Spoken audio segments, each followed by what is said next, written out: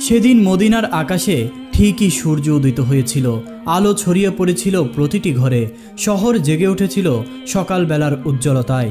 কিন্তু জান্নাতের রানী মা ফাতেমা রাদিয়াল্লাহু তাআলা আনহার ঘরটি ছিল অদ্ভুত এক নীরবতায় মোড়ানো। ক্ষুধা, কষ্ট আর নিঃশব্দ ত্যাগ যেন সেই ঘরটিকে ঘিরে রেখেছিল। তখন মা ফাতেমা রাদিয়াল্লাহু তাআলা আনহা অজু করে খুবই একাগ্রতার সঙ্গে নামাজ আদায় করলেন। অতঃপর তিনি হৃদয়ে খুবই কষ্ট নিয়ে মহান আল্লাহর দরবারে দু হাত তুলে দিয়ে কাঁদতে কাঁদতে বললেন, হে আমার রব, আজ 3 দিন হয়ে গেল আমার চুলায় আগুন জ্বলেনি। আমার সন্তানেরা ক্ষুধায় কাতর হয়ে পড়েছে। ক্ষুধার যন্ত্রণায় তারা কাঁদছে। হে আল্লাহ, আমি তাদের কান্না সহ্য করতে পারছি না। হে রিজিকদাতা, আমাদেরকে রিজিক দান করুন। আমাদের সন্তানদের ধৈর্য ধরার শক্তি দাও। এই চরম দুর্দিনেও তার অন্তরে কোনো অভিযোগ ছিল না। ছিল না কোনো হতাশা বা বিরক্তি। ছিল শুধু ধৈর্য, আল্লাহর উপর অগাধ ভরসা আর পরিপূর্ণ তাওয়াক্কুল। এরপর মোনাজাত শেষে তিনি স্বামী হযরত আলী রাদিয়াল্লাহু তাআলা আনহু এর কাছে গিয়ে বললেন, হে আমার প্রাণের স্বামী, আপনি তো জানেন আমাদের ঘরে আজ টানা 3 দিন ধরে আগুন জ্বলেনি। আজ তো একটি খেজুরও নেই। সন্তানেরা ক্ষুধার জ্বালায় অস্থির হয়ে পড়েছে। দয়া করে আপনি কিছু খাবারের ব্যবস্থা করুন। এই কথা শুনে হযরত আলী রাদিয়াল্লাহু তাআলা আনহু নীরবে মাথা নিচু করে ফেললেন। কোনো উত্তরই তিনি দিতে পারলেন না। শুধু চোখের কোণ দিয়ে অশ্রু গড়িয়ে পড়ল মাটিতে। তারপর তিনি কাজের খোঁজে বেরিয়ে পড়লেন। আরবের রোদ যেন তপ্ত আগুনের মতো মাটি ঝলসে দিচ্ছিল। কোথাও ছায়া নেই, নেই কোনো পানির চিহ্ন। এমনকি গাছগুলোও শুকিয়ে কাঠ হয়ে গেছে। ক্ষুধা আর ক্লান্তি নিয়ে হযরত আলী একটি শুকনো গাছের নিচে বসে বিশ্রাম নিচ্ছিলেন। এদিকে ঘরের ভেতর থেকে ছোট ছোট ইমাম হাসান ও হোসাইন রাদিয়াল্লাহু তাআলা আনহু এর কান্নার শব্দ ভেসে এলো। মা ফাতেমা দ্রুত তাদের কাছে এলেন। তখন তারা মৃদু কণ্ঠে বললেন, আম্মাজান, 3 দিন হয়ে গেল আমরা আজ কিছুই খাইনি। আমাদের খুবই ক্ষুধা লেগেছে। এই কথা শুনে মায়ের হৃদয় ভেঙে পড়ল। চোখ ভরে উঠল অশ্রুতে। তবুও তিনি নিজেকে সামলে নিয়ে এক মমতাময় হাসি দিয়ে তাদেরকে বললেন, বাবা, একটু ধৈর্য ধরো। তোমাদের আব্বা খাবারের জন্য বের হয়েছেন। ইনশাআল্লাহ তিনি কিছু না কিছু নিয়ে ফিরবেন। মনে রেখো, আমরা কখনোই একা নই। আল্লাহ তাআলা সর্বদাই আমাদের সঙ্গে আছেন। অন্যদিকে হযরত আলী রাদিয়াল্লাহু তাআলা আনহু সেই মরা গাছের নিচে বসে গভীর চিন্তায় ডুবে আছেন। তার চোখের সামনে বারবার ভেসে উঠছে হাসান ও হোসাইনের ক্ষুধার্ত মুখ আর প্রিয় স্ত্রী ফাতেমার অশ্রুসিক্ত দৃষ্টি। নিজের মনে বিড়বিড় করে বলছিলেন, আহ, যদি ঘরের কোণে কয়েকটা খেজুরও থাকতো, অন্তত ওদের ক্ষুধাটা তো মিটতো। কিন্তু চারদিকে তো খেজুর গাছগুলো সব শুকিয়ে গেছে। এই মুহূর্তে আমি তাদের জন্য খাবার কিভাবে জোগাড় করব? তার চোখের কোণা ভিজে উঠল। তবুও হতাশ না হয়ে তিনি আবারও উঠে দাঁড়ালেন। চেষ্টা তো করতেই হবে, হয়তো কোথাও কিছু মিলবে। পথ চলতে চলতে তিনি গিয়ে পৌঁছালেন এক ইহুদির বাড়িতে। বিনয়ের সঙ্গে বললেন, ভাই আমার পরিবার আজ কয়েকদিন অনাহারে রয়েছে। তুমি কি আমাকে কিছু টাকা ধার দিতে পারো? আমি কাজ করে তা শোধ করে দেব ইনশাআল্লাহ। ইহুদি ব্যক্তি কাঁধ বাঁকিয়ে বলল, হে আলী, আমার কাছে এখন কিছুই নেই। তুমি বরং অন্য কোথাও যাও। হযরত আলী রাদিয়াল্লাহু তাআলা আনহু তখন আবারও বাড়ির পথে রওনা হলেন। এদিকে ফাতেমা রাদিয়াল্লাহু তাআলা আনহা ক্ষুধায় এতটাই দুর্বল হয়ে পড়েছেন যে ঠিকমতো দাঁড়াতেও পারছেন না। তবুও তার দুচোখ বারবার দরজার দিকে তাকিয়ে থাকে স্বামীর পথ চেয়ে। এক সময় হযরত আলী রাদিয়াল্লাহু তাআলা আনহু ঘরে ফিরে এলেন। ছোট্ট হাসান ও হোসাইন দৌড়ে এসে বাবাকে জড়িয়ে ধরল। চোখে এক রাশ আশা নিয়ে নরম কণ্ঠে বাবাকে জিজ্ঞেস করলেন, আব্বাজান, আজ আমাদের জন্য কি এনেছেন? আমরা অনেকক্ষণ ধরেই অপেক্ষা করছি। আজ আমরা পেট ভরে খাবো, তাই না? এই কথাগুলো যেন হযরত আলীর বুক চিরে তীরের মতো বিদ্ধ হলো। তিনি কিছুই বলতে পারলেন না। তার চোখ অশ্রুসিক্ত হয়ে উঠল। তিনি কেবল ফিসফিস করে বললেন, বাবা, আরেকটু ধৈর্য ধরো। তারপর তিনি ধীরে ধীরে মা ফাতেমার কাছে গিয়ে বললেন, হে ফাতেমা, আমি অনেক চেষ্টা করলাম কিন্তু কোথাও কিছু পেলাম না।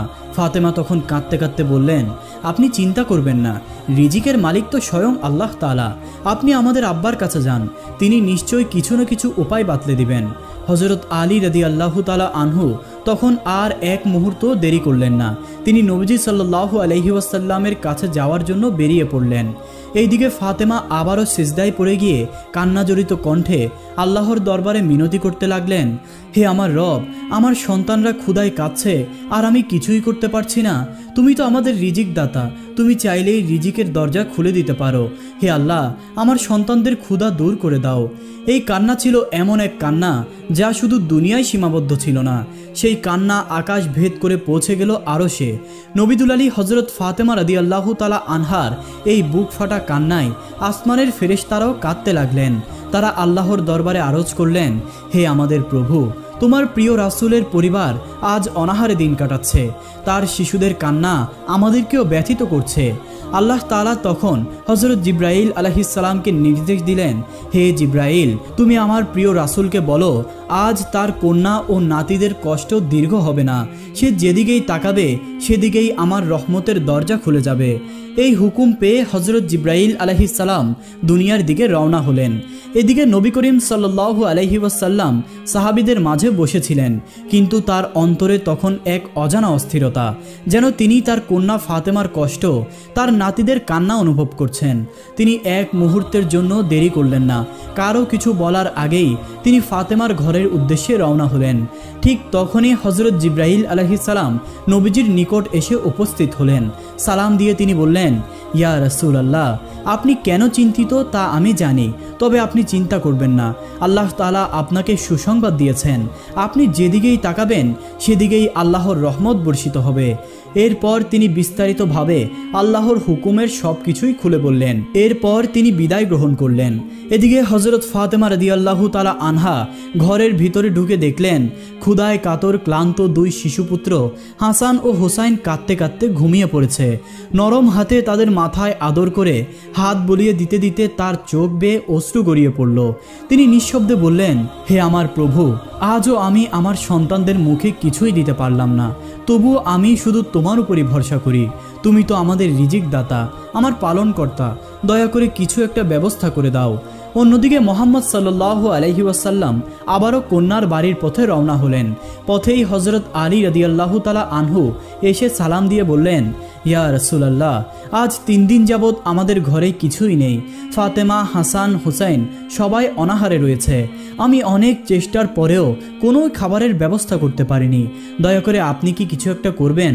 প্রিয় নবী তখন শান্ত কণ্ঠে বললেন, হে আলী, সামনেই একটা পুরনো খেজুর গাছ রয়েছে, তুমি সেখানে যাও, ইনশাআল্লাহ সেখানেই তোমার রিজিকের ব্যবস্থা হবে। তখন হযরত আলী রাদিয়াল্লাহু তাআলা আনহু আশায় বুক বেঁধে সেই গাছের দিকে দৌড়ে গেলেন, কিন্তু গিয়ে দেখলেন গাছটি তো একেবারে শুকনো এবং প্রাণহীন। তখন তিনি মলিন মুখে আবার নবীজির কাছে ফিরে এসে বললেন, ইয়া রাসূলুল্লাহ, ওটা তো মরা গাছ, কিভাবে সেখান থেকে রিজিক হবে? নবীজি সাল্লাল্লাহু আলাইহি ওয়াসাল্লাম তখন বললেন, তুমি আবারও যাও এবং গাছটিকে বলো আখিরি নবী তোমাকে পাঠিয়েছেন। আলী রাদিয়াল্লাহু তাআলা আনহু আবারও সেই গাছের কাছে গেলেন। এবার তিনি বললেন, হে বৃক্ষ, আমার প্রিয় নবী হযরত মুহাম্মদ সাল্লাল্লাহু আলাইহি ওয়াসাল্লাম আমাকে তোমার কাছে পাঠিয়েছেন। আমার পরিবার আজ 3 দিন ধরে অনাহারে রয়েছে। ক্ষুধার যন্ত্রণায় আমার শিশুদের কান্না থামছে না। আল্লাহর হুকুমে আমাকে খালি হাতে ফিরিও না। এই বাক্য শেষ হতে না হতেই হঠাৎ করেই সেই শুকনো গাছটি যেন প্রাণ ফিরে পেল। যেই গাছটির কাণ্ডে পর্যন্ত প্রাণ ছিল না, সেই গাছটির পাতাহীন ডাল থেকে ঝরতে লাগলো চকচকে মিষ্টি সুবাসিত জান্নাতি খেজুর। হযরত আলীর চোখ বিস্ময়ে ভরে গেল। একটি মরা গাছ থেকে এত সুস্বাদু খেজুর, এ যে আল্লাহর খাস রহমত।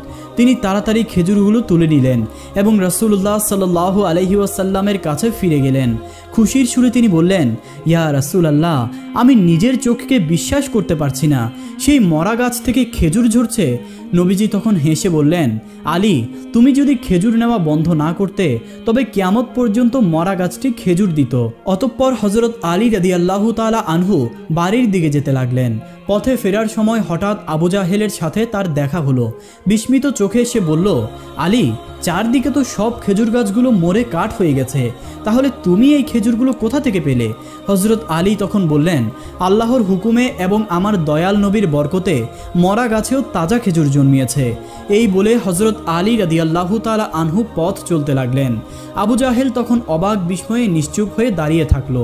হযরত আলী রাদিয়াল্লাহু তাআলা আনহু যখন ঘরে ফিরে এলেন, তখন হাসান ও হোসাইন উচ্ছ্বাস ভরা কণ্ঠে ছুটে এসে বলল, আব্বাজান, আজ বুঝি আমরা খেতে পাবো?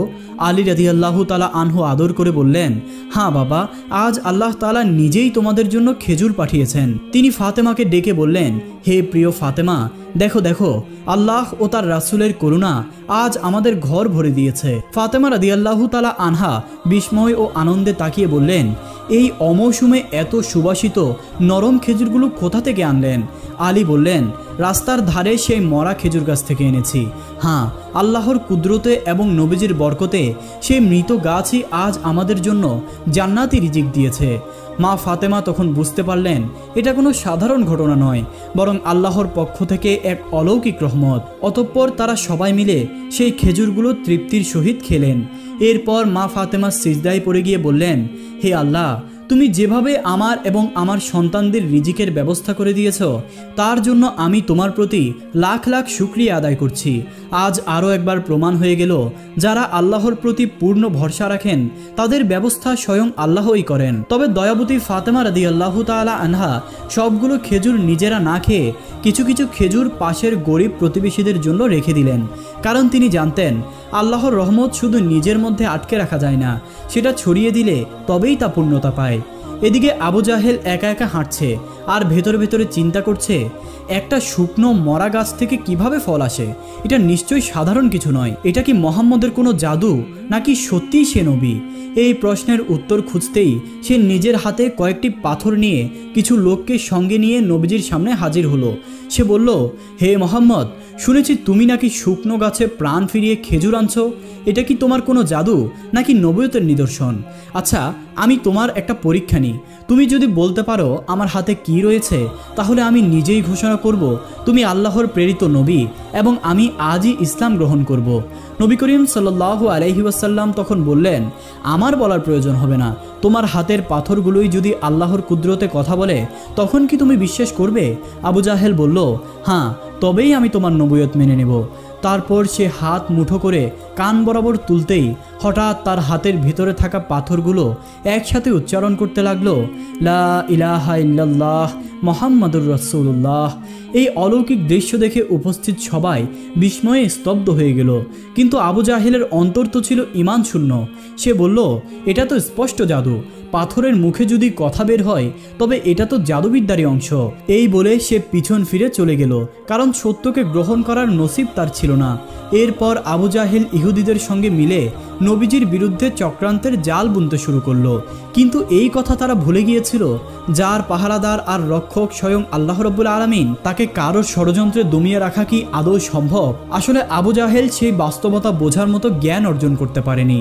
অপরদিকে হযরত আলী রাদিয়াল্লাহু তাআলা আনহু সারাদিন কাজের খোঁজে ঘুরে কাজ না পেয়ে ঘরে ফিরে এলেন। চেহারায় ছিল ক্লান্তি আর চিন্তার ছাপ।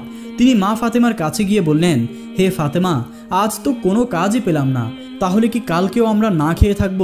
জবাবে ফাতেমা রাদিয়াল্লাহু তাআলা আনহা মুচকি হেসে বললেন, হে আমার প্রিয় স্বামী, আপনি দুশ্চিন্তা করবেন না, আল্লাহ তাআলা নিশ্চয়ই কোনো না কোনো উপায় করে দেবেন। এই বলে তিনি ঘরের ভেতর চলে গেলেন এবং কিছুক্ষণ পর গায়ের একটি চাদর হাতে নিয়ে ফিরে এলেন। তিনি চাদরটি হযরত আলীর হাতে দিয়ে বললেন, এই চাদরখানা আপনি শহরের ধনী ইহুদিদের কারোর কাছে নিয়ে যান, তারা চাইলে বিক্রি করে দিন। এরপর ওই টাকা দিয়ে কিছু আটা নিয়ে আসবেন। হযরত আলী রাদিয়াল্লাহু তাআলা আনহু তখন শহরের ধনী এক ইহুদির বাড়ির উদ্দেশ্যে রওনা হলেন। কিছুক্ষণ হাঁটার পর তিনি ইহুদির বাড়িতে পৌঁছালেন। সালাম দিয়ে তাকে বললেন, ভাই, আমি খুবই অভাবের মধ্যে রয়েছি, তাই এই চাদরটি বিক্রি করতে চাচ্ছি। দয়া করে আপনি এটি কিনে নিলে আমার অনেক উপকার হবে। প্রথমে ইহুদি কিছুটা অবহেলা দেখালো, কিন্তু হযরত আলীর সৌম্য চেহারা এবং নম্র আচরণ দেখে তার মন গলে গেল। অবশেষে সে অল্প কয়েক দিরহামের বিনিময়ে চাদরটি কিনে নিল। চাদর বিক্রির টাকায় হযরত আলী বাজার থেকে কিছু আটা কিনে বাড়ির দিকে রওনা হলেন। এদিকে ইহুদি সেই চাদরটি তার ঘরের এক কোণে পরিষ্কার জায়গায় রেখে দিল। সন্ধ্যার পর তার স্ত্রী ঘরে ঢুকে দেখতে পেলেন চাদরটি রাখা জায়গা থেকে এক অপরূপ নূরের আলো ছড়িয়ে পড়ছে। ঘর জুড়ে সেই আলো যেন আধ্যাত্মিক এক দীপ্তি ছড়াচ্ছে। বিস্মিত হয়ে তিনি স্বামীর কাছে গিয়ে বললেন, আপনি ওই ঘরের কোনায় কি রেখেছিলেন? ইহুদি জবাব দিল, একটা চাদর রেখেছিলাম। তার স্ত্রী বিস্ময়ে প্রশ্ন করলেন, এই চাদর আপনি কোথা থেকে পেলেন? তিনি বললেন, আজ বিকেলে হজরত আলীর কাছ থেকে এনেছি। স্ত্রী তখন বললেন, যেই নারীর ব্যবহৃত চাদর থেকে এমন নূরের আলো বের হয় তিনি নিশ্চয়ই আল্লাহর অতি বিশেষ প্রিয়জন। আমার অন্তর সাক্ষ্য দিচ্ছে মুহাম্মদ সাল্লাল্লাহু আলাইহি ওয়াসাল্লাম আল্লাহর সত্যিকারের নবী, আর তার কন্যা ফাতেমা নিশ্চয়ই একজন পুণ্যবতী নারী। আমরা অপরিচ্ছন্ন এবং তুচ্ছ মানুষ, এই চাদর আমাদের ঘরে থাকা উচিত নয়। আপনি এখনই চাদরটি ফেরত দিয়ে আসুন। এই কথা শুনে ইহুদি নিজেও সেই ঘরে প্রবেশ করল এবং সেও ওই চাদর থেকে বিকরিত হওয়া নূরের দীপ্তি নিজের চোখে দেখতে পেল। তখন এক গভীর ভয়ে ও শ্রদ্ধায় তার হৃদয় কেঁপে উঠল। তখন তিনি স্ত্রীর কথায় সায় দিয়ে বললেন, তুমি ঠিকই বলেছ, চলো আমরা এক্ষুনি হজরত আলীর কাছে এই চাদর ফেরত দিয়ে আসি। অতঃপর ইহুদি স্বামী স্ত্রী দুজনেই হৃদয়ে শ্রদ্ধা ও চোখে জল নিয়ে হজরত আলীর ঘরের দিকে রওনা হলেন। তারা যখন ঘরে পৌঁছালেন তখন হজরত ফাতেমা রাদিয়াল্লাহু তাআলা আনহা রুটি তৈরিতে ব্যস্ত ছিলেন।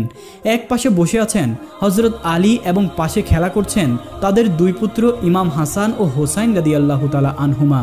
তাদের উপস্থিতিতে হজরত আলী কিছুটা অবাক হয়ে গেলেন, তবে তিনি হাসি মুখে বললেন, আরে আপনি হঠাৎ করে আমার বাড়িতে? আমি সত্যিই খুবই আনন্দিত।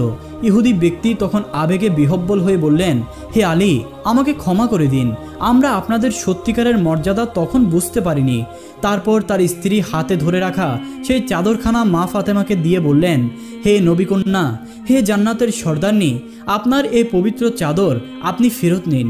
আমাদের মতো সাধারণ মানুষ এই বরকতময় চাদর নিজের ঘরে রাখার যোগ্য নয়।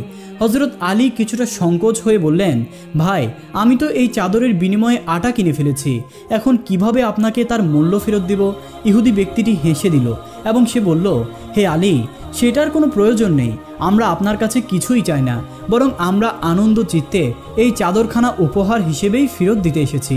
তবে আপনাদের নিকট আমাদের শুধু একটাই অনুরোধ, আপনারা আমাদের ক্ষমা করে দিন। আমরা আপনাদের সঠিকভাবে চিনতে পারিনি। আজ আমরা দুজনেই ইসলাম ধর্ম গ্রহণ করতে চাই। পরদিন হজরত আলী সেই ইহুদি ও তার স্ত্রীকে নিয়ে নবী করিম সাল্লাল্লাহু আলাইহি ওয়াসাল্লামের দরবারে হাজির হলেন। সেখানে উপস্থিত হয়ে ইহুদি ব্যক্তি বললেন, হে আল্লাহর রাসূল, দয়া করে আমাদের ক্ষমা করুন। আমরা অজ্ঞতার কারণে অনেক বড় ভুল করে ফেলেছি, কিন্তু আজ আমরা আপনাকে হৃদয় দিয়ে গ্রহণ করছি।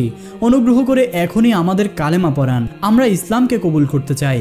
রাসূলুল্লাহ সাল্লাল্লাহু আলাইহি ওয়াসাল্লাম তাদের মুখে কালিমা শাহাদাত উচ্চারণ করালেন। এভাবেই তারা মুসলিম হয়ে নিজেদের ঘরে ফিরে গেলেন। এই অলৌকিক ঘটনাটি অল্প সময়েই মক্কার শহর পেরিয়ে চারদিকে ছড়িয়ে পড়ল। এমনকি দূর দূরান্তের লোকজনও জানতে পারল যে শহরের একজন বিখ্যাত ধনী ইহুদি দয়াল নবীজির হাতে হাত রেখে ইসলাম কবুল করেছেন। তার জাতি ও ধর্মীয় একজন বড় নেতা এই খবর শুনে একদিন তার কাছে এসে বললেন, তুমি কি সত্যিই মোহাম্মদের কাছে গিয়ে ইসলাম গ্রহণ করেছ? তিনি শান্তভাবে জবাব দিলেন, হ্যাঁ, আমি সত্যিই ইসলাম কবুল করেছি।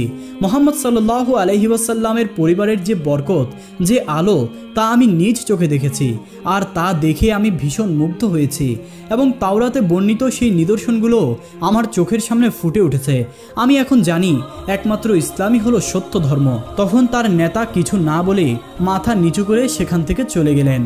এরই মধ্যে হজরত আনাস রাদিয়াল্লাহু তাআলা আনহু নবীজির দরবারে উপস্থিত হয়ে চিন্তিত কণ্ঠে বললেন, ইয়া রাসূলুল্লাহ, আমি শুনেছি বহু ইহুদি ইসলাম গ্রহণের উদ্দেশ্যে আমাদের নিকটে আসছেন।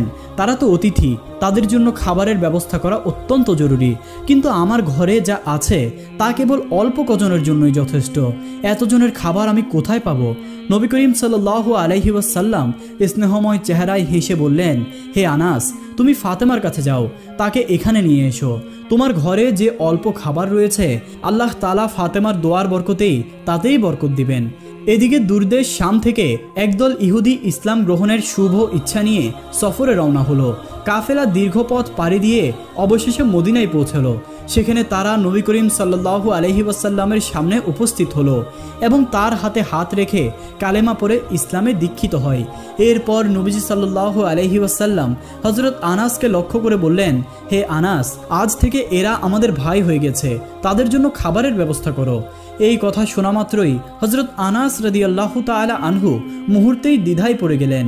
তিনি মনে মনে ভাবলেন, অল্প কিছু খাদ্য নিয়ে শতাধিক লোকের খাবারের ব্যবস্থা কিভাবে করব। তবুও বিশ্বাস নিয়ে তিনি নবদীক্ষিত ভাইদের বললেন, আপনারা সবাই আসুন, আপনাদের জন্য খাবারের আয়োজন করা হয়েছে। তখন তিনি তাদের নিজ ঘরে নিয়ে গেলেন। এদিকে হযরত ফাতেমা রাদিয়াল্লাহু তাআলা আনহা 2 হাত তুলে আসমানের দিকে তাকিয়ে দোয়া করলেন, হে আল্লাহ, তুমি তোমার রহমতের দরজা খুলে দাও, আমাদের এই সামান্য খাবারে তুমি বরকত দান করো।